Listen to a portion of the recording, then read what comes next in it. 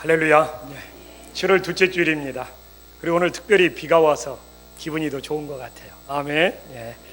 저는 지난주 우리 이중표 목사님 별세 10주기 기념 목회자 세미나에 참석했습니다. 우리 이중표 목사님은 내가 죽고 내 안에 예수가 살아야 된다, 이 별세를 한평생 하도로 삼고 목회를 하신 분입니다. 옆에서 10년 동안 우리 스승 되신 이중표 목사님 모셨지만 우리 이중표 목사님 결코 완전한 성자는 아닙니다. 그분은 자신을 죽이고 자신 안에 예수님이 살도록 몸부림치고 씨름하고 고뇌하신 분입니다. 생전에 목사님이 제게 그런 이야기를 합니다. 항상 저한테, 조영식, 내가 왜 내 자신을 죽이고 예수님을 살리는 별세를 붙잡은 줄 알아? 뭐 제가 알겠습니까? 목사님 왜 그러셨습니까? 저 같은 아들 같은 목사한테 내가 제일 안 되는 사람이야. 내가 내 자신을 죽이고 내 안에 예수가 사는 것이 제일 안 되더라고. 교회를 부흥시키는 것보다, 부흥회를 잘 인도하는 것보다, 목사님 책 많이 썼거든요. 이것이 베스트셀러가 되는 것보다, 성전을 건축하는 것보다 제일 안 되는 것이 나를 죽이고 내 안에 예수를 살리는 것이 제일 안 되더라는 거예요. 그래서 자기는 내가 죽고 내 안에 예수가 사는 것이 제일 안 되어서 이걸 붙잡고 고민하고 씨름하고 몸부림칠 수밖에 없다는 것을 저에게 이야기하셨습니다. 이번에 추모 예배 때 그렇게 자신을 죽이고 싶었고 자신 안에 예수님을 살리도록 몸부림쳤던 우리 별세 목사님이 참으로 그리웠습니다. 그런데 돌아보니까 우리 별세 목사님의 흔적, 그 많은 교회들을 개척하고, 우리 김포한신교회도 그것이 아시죠? 그 많은 선교사를 파송하고 선교지에 그 많은 교회들을 세우고, 또한 이주민 노동자병원, 중국 동포교회, 각지에, 그 다음에 집 나온 애들을 위해서 정말 들꽃 피는 마을, 그 쉼터 등등. 그분의 선교와 구제와 나눔의 흔적이 왜 그렇게 크고 많던지. 제가 목회를 10년이 지나가면 지나갈수록 처음에는 제가 이중표 목사님만큼 목회를 할 줄 알았어요. 그러나 지금 돌아보면 우리 이중표 목사님의 그 선교의 흔적을, 그 그림자조차도 쫓아가기 힘들구나, 요새 더 많이 느끼고 있습니다. 그래서 우리 이중표 목사님의 목회가 얼마나 큰 목회였는지를 제가 목회를 하면 할수록 뼈저리게 제 마음속에 깊게 다가옵니다. 그래서 한 주 동안 돌아왔습니다. 내가 왜 스승 되신 우리 이중표 목사님의 그 목회의 그림자조차 쫓아가지 못할까? 다른 것이 아니었습니다. 내가 성령 충만을 받아야 되는데 감정 충만 받을 때가 너무 많더라고요. 그래서 저는 오늘 이 말씀을 통하여 우리들이 감정 충만과 성령 충만을 분별하고 오직 성령 충만의 길을 갈 수 있는 소중한 시간이 될 수 있기를 소망합니다. 우리들은 먼저 성령 충만과 감정 충만을 분별하기 위해서는 누구를 바라보는가, 여기에 따라 달라집니다. 오늘 본문에서 54절에 보면 이 무리들은, 이 군중들은 스데반을 향하여 분노하며 이를 갈았다고 나옵니다. 그렇구나. 이처럼 우리들이 나와 다른 사람을 바라볼 때 감정이 충만해지는구나 라는 것을 어렵지 않게 느낄 수 있습니다. 우리들이 만나는 사람들 중에 완벽한 사람이 어디가 있습니까? 우리들이 살고 있는 배우자 중에 완벽한 배우자가 어디 있습니까? 저 역시 완벽한 사람이 아닙니다. 우리들은 어떤 사람과 살든지, 또한 어떤 사람을 만나든지 나와 다를 수밖에 없고 그 사람의 연약한 점을 지니고 있을 수밖에 없습니다. 저도 결코 예의가 아닙니다. 여러분들이 저를 깊게 알면 알수록 저의 부족한 부분, 저의 연약한 부분이 많다는 걸 느끼게 될 겁니다. 그래서 우리는 이렇게 나와 다른 사람, 상대방의 연약한 부분을 보면서 끊임없이 이해할 수 없다고 상대방을 향하여 분노를 폭발하고 감정 충만하면서 살아가고 있는 것이 우리들의 모습입니다. 심지어는 교회에 와서 나와 다른 사람들 때문에 하나님과 멀어지기도 하고 교회를 심지어는 떠나기조차 하는 그런 일들이 일어나기도 합니다. 저도 참 돌아보면 성령 충만보다 정말 감정 충만이 많았던 사람입니다. 제가 왜 1부나 2부나 3부 예배에 올라오면 기도가 끝나고 이 자리에 앉지를 않는지 압니까? 이 자리에 앉으면 성령 충만이 아니라 감정 충만이 밀려와요. 참, 그래서 이 자리에 앉지 말고 예배 시간까지 끝까지 강대상 밑에서 말씀 보고 기도하자, 이런 것이 저의 고백입니다. 근데 실제로 예전에 제가 이 자리에 앉아서 기도 끝나고 이 자리에 앉아서 예배를 준비하는데 나도 감정이 충만하고 성도들도 감정이 충만한 거예요. 막 저보고 막 그런 이야기를 하는 거예요. 목사님이 강대상 의자에 앉아서 자기를 째려봤다는 거예요. 저를 절대로 째려본 것이 아니거든요. 태어난 것이 눈이 실눈으로 태어났어요. 그러니까 제가 그 소리 듣고 우리 집사람한테 나 쌍꺼풀 수술 좀 해야 되겠다고. 제가 좀 이렇게 실눈이 그거의 단점이 있어요. 무표정으로 있으면 사람이 좀 이 실눈 때문에 좀 째려보는 것처럼 느껴져요. 저 몇 주 동안 안 보였다 나타나면 쌍꺼풀 수술은 줄 아십시오. 그리고 제가 좀 이렇게 피곤하면 이 실눈들이 눈이 부어요. 그러면 이렇게 눈 뜨고 있어도 계속 눈 감고 있다는 거예요. 그리고 또 요새 주름이 많아지니까 눈이 더 작게 보이나 봐요. 여러분들이 저보고 한 번만 뭐 인상 썼네, 눈을 왜 감고 있냐 물어보면 저 즉시 쌍꺼풀 수술해라는 소리로 들을 테니까 이해해 주세요. 신체적으로 태어난 것이 이렇게 태어났는데 어떻게 합니까? 누가 여기 앉아서 성도님들이 들어오는데 째려볼 목사가 어디가 있습니까? 이처럼 우리는 사람들을 바라보면 이처럼 나와 다르다고 감정이 충만해지고 그걸 표현하는 것이 우리들의 현실인 것 같아요. 그런데 오늘 스데반을 바라봅시다. 스데반은 오늘 55절에 보면 자신을 향하여 이를 갈며 분노하는 그들을 바라보지 않고 누구를 바라봅니까? 하늘을 우러러 바라보고 있습니다. 야, 그렇구나. 이처럼 사람이 아니라 하나님을 우러러 바라봐야지만이 우리들이 성령 충만 받을 수 있음을 믿으시기를 간절히 소망합니다. 여러분들 주일날 예배를 왔지만 여러분들이 하늘을 우러러보며 내 안에 성령 충만을 받고 돌아갑니까? 아니면 이 사람 저 사람 만나고 부딪히면서 마음이 상해서 돌아가고 계십니까? 이건 너무너무 중요한 영적인 싸움입니다. 여러분 교회에 와서 하나님 우러러보며 성령 충만 받지 못하고 이 사람 저 사람 만나서 이 이야기 저 이야기 나누다가 마음 상해서 감정이 충만해서 돌아간 적 어디 한두 번입니까? 우리 솔직해집시다. 옆 사람한테 한번 물어봅시다. 당신 그런 적 없나요? 솔직히 물어봐요. 당신 그런 적 없나요? 대답 안 한 사람이 진짜 그런 사람들이에요. 우리들이 결코 다른 사람을 상대하지 말자는 것이 아닙니다. 먼저 하늘을 우러러 성령 충만하면 다른 사람을 나와 다른 사람을 만나더라도 그냥 그 감정이 부딪히지 않고 흘러갑니다. 가끔 우리 아들, 딸이 저한테 그런 이야기를 합니다.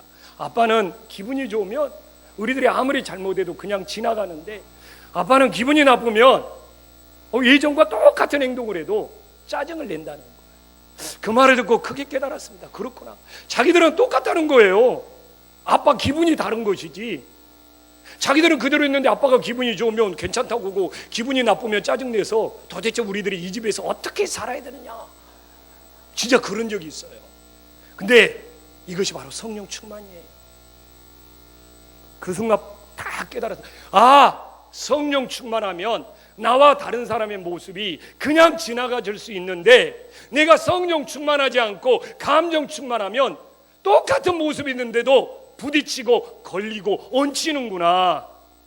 우리 아이들의 모습을, 아이들의 말을 들으면서 제가 그 순간 딱 느낄 수 있었습니다. 상대방의 문제가 아니라 내 자신이 오늘도 감정 충만이냐 성령 충만이냐에 따라서 달라진다는 겁니다. 저는 예수님을 믿으면서 가장 힘든 일이 무엇이냐? 본성의 변화라고 생각을 합니다. 저는 어떻게 보면 굉장히 제 자신을 쥐어짜면서 제가 봐도 율법적으로 사는 목사입니다. 매일매일 몇 장씩 꼭 성경 읽어야 되고, 매일매일 꼭 몇 시간씩 기도해야 되고, 매일매일 큐티해갖고 그걸만 기록으로 남아야 되고, 세미나 가도 정신이 없어요. 처음부터 끝까지 계속 메모지 꺼내서 막 그 사람 이야기 듣고 내 입장 적고 막 메모를 해야 되고, 막 혼자 막 내 자신을 쥐어짜면서 삽니다. 스스로만. 그러니까 좀 이렇게 마음의 여유도 없죠. 근데 그렇게 살아도 안 되는 것이 본성의 변화더라고요. 그렇게 내 자신을 쥐어짜며 살다가 솔직히 어느 한순간에 이 본성에서 감정이 욱하고 밀려오는 거예요. 그러면서 분노가 폭발하면서 모든 것이 한순간에 싹 무너져 버리는 것을 지금도 느낍니다.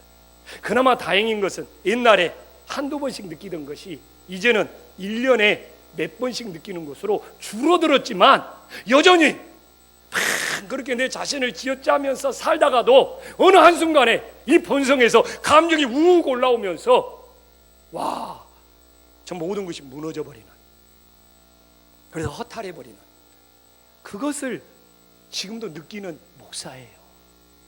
그래서 언제쯤 이러지 않을까? 내가 이 육신이 죽기 전에는 힘들지 않나, 이런 생각을 하는 한 인간입니다. 그렇지만 오늘 스데반을 바라보며 그래도 이 본성이 바뀌는 것은 어려울지라도 스데반처럼 하늘을 우러러보면 그 성령 충만으로 내 감정을 다스릴 수 있지 않느냐.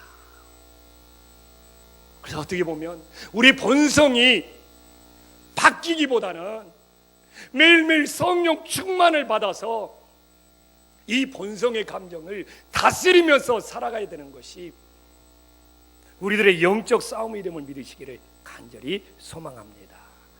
오늘도 부디 교회에 와서 나와 다른 사람들 때문에 마음 상해서 돌아가지 마시고 스데반처럼 하늘을 우러러 바라보며 성령으로 충만할 수 있는 믿음의 역사가 일어나기를 간절히 소망합니다. 다음으로 이 성령 충만과 감정 충만은 어느 것을 내가 중요하게 생각하냐 이겁니다. 오늘 54절에 봐볼까요? 이 무리들이 어떻게 나옵니까? 그들이 스데반의 말을 듣고 마음에 찔렸다고 합니다. 그들에게는 뭐가 중요합니까? 자기의 찔린 마음이 중요한 거예요. 자기의 찔린 마음의 감정이 중요한 거예요. 이처럼 자신의 입장에만 사로잡힐 때, 자신의 감정에만 몰입할 때 뭡니까? 당연히 감정이 충만해진 것이죠. 그래서 자신의 입장이 강한 사람일수록 뭡니까? 다른 사람의 감정이나 다른 사람의 입장은 고려하지 않고 뭡니까? 오직 자신의 감정만 중요하게 생각합니다. 여러분 설교 들으면서 그런 생각 하지 않았습니까? 오늘 목사님이 나를 한 대 때리네. 오늘 조영식 목사가 도대체 누구 권사가 집사가 조영식 목사한테 고자질해가지고 오늘 설교하면서 내 마음을 이렇게 찌를까? 한 대 때릴까? 사실 이런 성도들이 많습니다. 그건 자신의 입장에만 갇혀 있는 거예요. 정말 자신의 감정만 중요한 겁니다.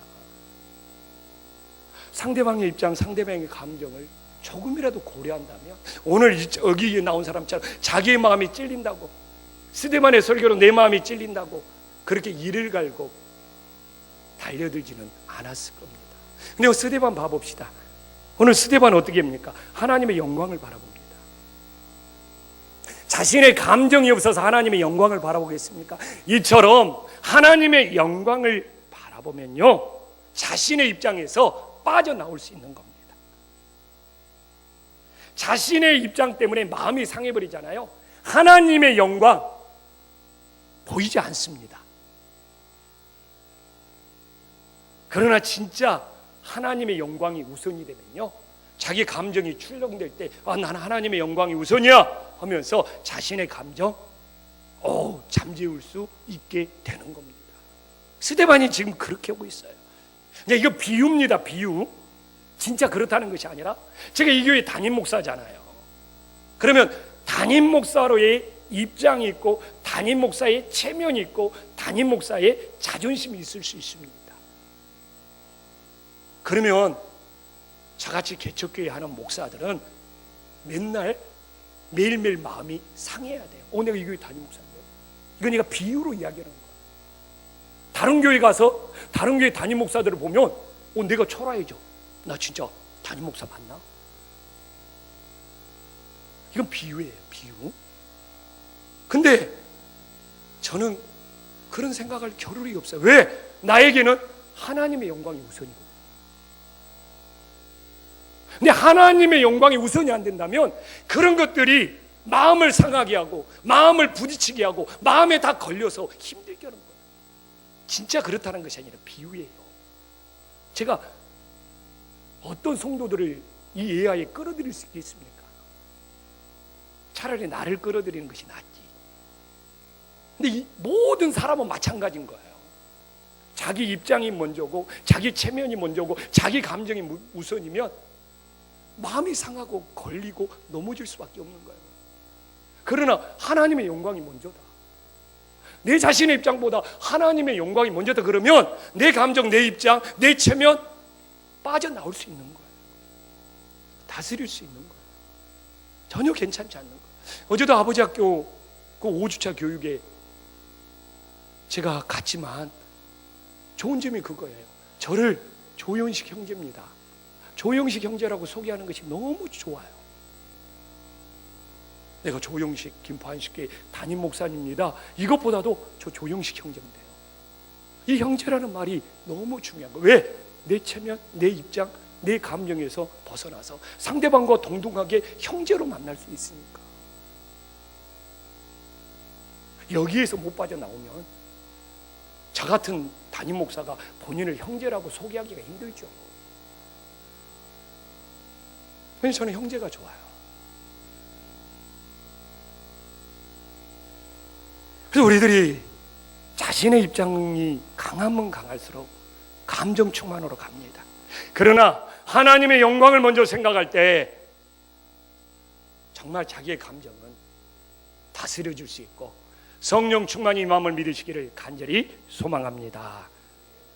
근데 여기서 이게 자신의 입장이 중요하면 상대방과 단절이 생기잖아요. 57절 봐볼까요? 귀를 막아요. 자기는 막 소리 지르면서 상대방의 이야기는 듣지 않겠다고 뭡니까? 귀를 막아요. 이처럼 자기 입장이 강한 사람은 상대방과 소통이 단절됩니다. 자기는 소리 지르면서 상대방의 이야기는 듣지를 않습니다. 어떻게 됩니까? 감정의 골이 깊어지고 악순환이 계속 반복되는 거죠. 맞잖아요. 그러나 성령 충만은 56절 봐보실까요? 열리는 역사가 일어나요. 하나님과 열리는 역사가 일어나요. 이처럼 성령 충만은 상대방과 막히는 것이 열립니다. 그러면 우리는 그럴 수 있죠. 지금 하나님과 열리지 뭐 사람들 사이에 뭐 열리는 거 있습니까? 근데 사람들과 사이도 열려요. 여러분 봐보십시오. 58절에 이 사울, 증인으로 왔던 사울의 마음이 이 사건이 계기였습니다. 스데반의 순교가 계기가 돼서 만문이 활짝 열려서 하나님 아버지 앞에 목숨 걸고 선교사로 헌신했던 거 우리 너무너무 잘 알고 있습니다. 이처럼 자신의 입장이 강한 사람은 자기는 소리치면서 귀를 막고 상대방과 벽이 생기고 담이 생기고 소통이 단절되지만 스데반처럼 하나님의 영광을 생각한 사람은 하늘과 문이 열릴 뿐만 아니라 사울과 같은 그런 핍박자도 만문을 열어서 변화시키는 능력의 역사가 일어남을 믿으시기를 간절히 축원합니다. 근데 어제 보니까 우리 교회에 소망이 있더라고요.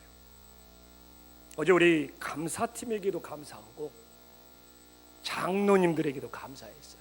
왜? 자기만 소리치고 귀를 닫는 것이 아니라 정말 잘 듣더라고요. 그래서 어제는 제가 목회하면서 너무 보람을 느꼈습니다. 우리 감사팀이 건강한 교회를 세우기 위해서 참 그 헌신하는 모습이 너무 은혜가 되었고, 또 우리 재정 장로님께서 귀를 막지 않고 듣는 모습에 그래서 내 목회가 헛되지 않았구나. 또 우리 선교연장 장로님께서도 귀를 열고 듣는 모습에 그래도 내가 좋은 곳에서 목회하고 있구나 라는 정말 감사함이 밀려왔어요. 보통 교회에 막 이렇게 막 결산 당해하고 막 감사한다 그러면 진짜 자기는 막 소리 지르면서 귀를 막고 막 서로 막 부딪히거든요. 근데 그래도 우리 한신교회는 자정 능력이 있더라고요. 서로 건강하게 만들고 싶어서 귀를 막지 않고 듣는 모습에 너무너무 제가 어제 그래도 이 교회에서 목회하는 것이 헛수고는 아니구나, 감사의 마음이 진짜 밀려왔습니다. 우리는 가정에서도 부부가 살면서 제일 중요한 것이 그겁니다. 자기는 소리를 지르면서 배우자에게 귀를 막아버리면 안 됩니다. 정말 우리는 감정 충만으로 귀를 막고 단절하는 삶이 아니라 성령 충만으로 하늘이 열리고 사람들의 마음문이 열릴 수 있는 은혜의 역사가 일어나기를 간절히 소망합니다. 옆 사람하고 인사 한번 이때 딱 나눠야죠. 네, 귀 막고 살지 맙시다.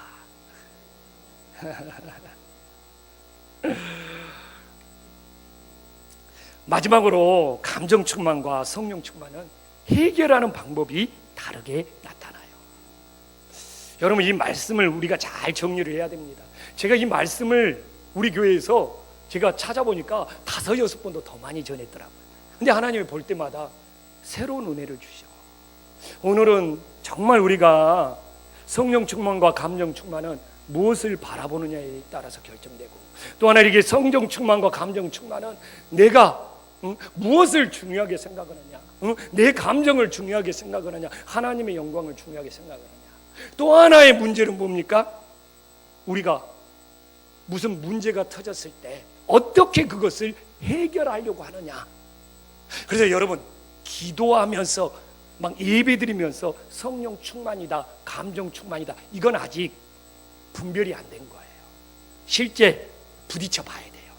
무슨 문제를 딱 부딪혀 봤을 때 그 문제를 어떻게 해결하냐에 따라서 성령 충만과 감정 충만이 나타나는 거예요. 근데 오늘 이 무리들은 어떻게 감정 충만이 나타나고 있습니까? 58절에 보면 이 스데반을 향하여 뭡니까? 막 즉흥적이고 막 감정적이고 막 공격적으로 막 돌을 던지면서 막 덤벼듭니다. 이처럼 자기가 감정적으로 직접 해결하려고 하는 것은 뭐예요? 종합해 보면 공격적이며 파괴시키는 겁니다. 이처럼 뭔 일을 오늘도 제가 이 교회에서 이 교회를 제가 감정적으로 처리하려고 하면 이 교회를 제가 파괴하고 무너뜨리는 것이 되는 거예요. 그렇기 때문에 우리는 가정에서도 부부가 감정적으로 막 직접 처리하려고 하면 부부가 서로를 파괴하고 죽이는 것이 되는 겁니다. 그렇기 때문에 내가 감정적으로 해결하면서 상대방을 공격하고 상대방을 파괴하는 것은 결국 내 자신을 죽이고 내 자신을 무너뜨리고 있는 것과 똑같은 거예요. 그러나 오늘 스데반을 봅시다. 스데반은 감정 충만하냐고 자신의 영혼을 하나님께 맡깁니다. 오늘 59절 봐볼까요? 자, 한 목소리 함께 읽어보겠습니다. 시작. 들이 돌로 스데반을 치니 스데반이 부르짖어 이르되 주 예수여 내 영혼을. 저는 이 고백이 성경에 나온 말씀 중에 어떤 기적이나 어떤 능력보다 최고의 성령 충만이라고 생각을 합니다. 스데반은 막 상대방이 감정적으로 자신을 공격하고 있잖아요. 근데 그들에게 반항가지고 뭡니까? 자신의 영혼을 하나님께 온전히 맡기고 있어요. 이거 진짜 성령 충만인 거예요. 뭐 은사 받았네, 뭐 능력 받았네, 무슨 방언 기도네, 그래서 나는 뭐 성령 충만이래가 아니고, 진짜 죽음의 상황에 놓여 있을지라도 자기의 영혼을 스데반처럼 하나님께 맡긴 걸 이 성령의 행전이라고 부르는 사도행전 오늘 말씀에서는 성령 충만이라고 합니다. 자신의 감정을 맡기지 못하고요, 직접 해결하면서 이 무리들처럼 공격하고 변명하고 막 자기 입장 내세우면요 상대방을 파괴한다니까요. 그러나 감정을 하나님께 맡길 수 있는 사람은 어디까지 갑니까? 60절에 나와 있잖아요. 용서하는 데까지 나가요. 함께 읽어보겠습니다. 시작. 무릎을 꿇고 이 죄를 그들에게 돌리지, 이 말을 하고자. 예수님처럼 용서하는 거잖아요. 예수님처럼 이런 용서가 어떻게 가능하냐? 자신의 감정으로 직접 해결하지 않고 자신의 영혼을 하나님께 맡기니까 하나님이 용서의 마음을 주시는 거예요. 맞잖아요. 저는 오늘 여기서 고민했습니다. 진짜 성령 충만은 무엇이냐? 한국교회가 한쪽이 치우쳤습니다. 여러분, 성령 충만하면 뭐가 떠오릅니까? 은사 받아야 돼요. 능력 받아야 돼요. 한국교회가 너무 한쪽으로 치우쳐 있어요. 누가 성령 충만을 자신의 영혼을 하나님께 맡겨야 되고, 정말 하나님이 주시는 마음으로 용서하는 것이 성령 충만이라고 강조하고 가르치는 데가 어디가 있었습니까? 여러분, 지금까지 신앙생활하면서 온통 성령 충만하며 능력, 은사 사실 그렇지 않았습니까? 필요하죠. 있어야 합니다. 그러나 오늘 스데반에게 성령 충만이라고 하나님이 말하는 것은 죽음의 순간에서도 자신의 영혼을 하나님께 맡기는 거고, 원수들까지도 용서하는 마음을 가장 성령 충만이라고 말하고 있더라고요. 너무 한쪽으로 치우쳐 있습니다, 한국교회가. 저도 그런 우를 범할 수 있어요. 온통 능력, 온통 은사, 이것만이 성령 충만인 줄 알았어요. 제 말이 틀립니까? 그게 나쁘다는 것이 아니에요. 잘 치우쳤다는 거예요. 균형 감각을 상실했다는 거예요. 이제는 이쪽 부분이 보관해야 돼요. 정말 성령 충만은 하나님께 영혼을 맡기는 것이고, 하나님께 맡겨서 하나님이 주시는 마음으로 원수까지 용서할 수 있는 것이 성령 충만을 이루는 것이라는 것을 이제는 강조할 때, 그렇게 되었으면 한국교회 나눠지지 않았을 겁니다. 한국교회 다투지 않고 싸우지 않았을 겁니다. 우리는 성령 받은 사람이라면 내가 얼마나 능력이 있느냐, 내가 얼마나 은사가 있느냐, 이것도 중요하지만 내가 얼마나 주님께 맡길 수 있느냐, 내가 어디까지 용서할 수 있느냐. 여러분, 이번에도 세미나 가서 손양원 목사님 다큐로 영상을 봤지만 우리는 누구를 기억하고 있습니까? 막 기적을 일으키고 능력을 일으킨 한국 목회자 누구를 기억하고 있습니까? 그러나 오늘 여기 있는 사람들은 손양원 목사님 다 기억합니다. 왜? 저는 손양원 목사님이 제일 성령 충만한 사람이에요. 자기 아들을 죽인 그 원수까지도 양아들을 삼지 않습니까? 용서하고. 저는 그것이 오늘 스데반과 같은 성령 충만이에요. 여러분, 우리는 누구를 기억하고 있습니까? 누가 기적을 일으켰대, 누가 능력을 일으켰대, 누가 은사를 대단히 가지고 있었대. 한국에 그런 목사님을 기억하고 있습니까? 앙케이트를 조사하면요, 제일 존경하는 목사님을 써라가면요, 예를 들어서 100명이자면 50명, 50%는 손양원 목사님입니다. 40%는 주기철 목사님입니다. 10%를 다른 목사님들이 0점 몇몇으로 다 나눠가집니다. 50%는 손양원 목사님이에요. 40%는 주기철 목사님이에요. 원수까지 용서했기 때문에 그런 거예요. 저는 이것이 제일 성령 충만이라고 생각을 합니다.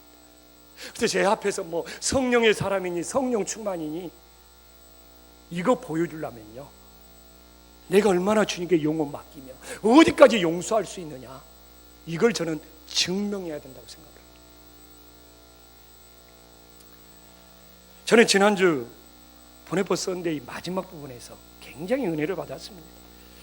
종교개혁 시대에 어느 교회가 종을 만들었습니다.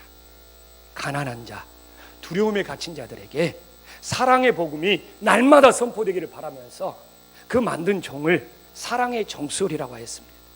그래서 매년 사랑의 종소리가 흐르는데 수십 년이 흐르자 경솔하게도 사랑의 복음을 잘못 이해하고 남용하여 너무 죄를 습관적으로 짓는 거예요. 그래서 또 하나의 종을 만들었습니다. 그리고 그 종 이름을 정의의 종소리라고 불렀습니다.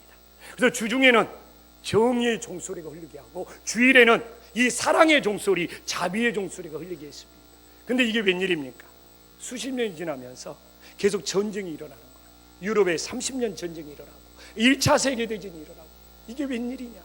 그래서 그들은 또 하나의 마음을 모아 간절한 소망으로 마지막 종을 만듭니다. 그래서 그 종 이름을 평화의 종이라고 만들었습니다. 이것이 옥중에서 2차 세계대전을 치르고 있는 보네포의 간절한 소망이었습니다. 이 땅에 하나님의 뜻이 이루어지기 위해서는 사랑의 종소리가, 정의의 종소리가, 평화의 종소리가 울려야 된다는 겁니다. 저는 이 글이 오늘 말씀과 연결이 되었습니다. 그렇지, 감정이 충만하면요 사랑이 아니라 미움이 되고, 감정이 충만하면 정의가 아니라 자기의 감정대로 해결하는 불법이 되고, 감정이 충만하면 평화가 아니라 자기의 감정대로 파괴를 일으킵니다. 제 적용이 틀렸습니까? 그러나 진짜 성령이 충만하면 사랑으로 용서하고 정의로 모든 것을 바로 세우고 이 땅의 갈등을 평화롭게 화목하게 만드는 겁니다. 저는 우리 김포한신교회가 이 어두워진 세상에 우리 김포한신교 교회가 울려야 할 종소리가, 우리 성도님들이 울려야 할 종소리가 감정 충만이 아니라 성령 충만을 받아서 사랑의 종소리, 정의의 종소리, 평화의 종소리를 울릴 수 있는 은혜의 역사가 일어나기를 간절히 소망합니다. 기도하겠습니다.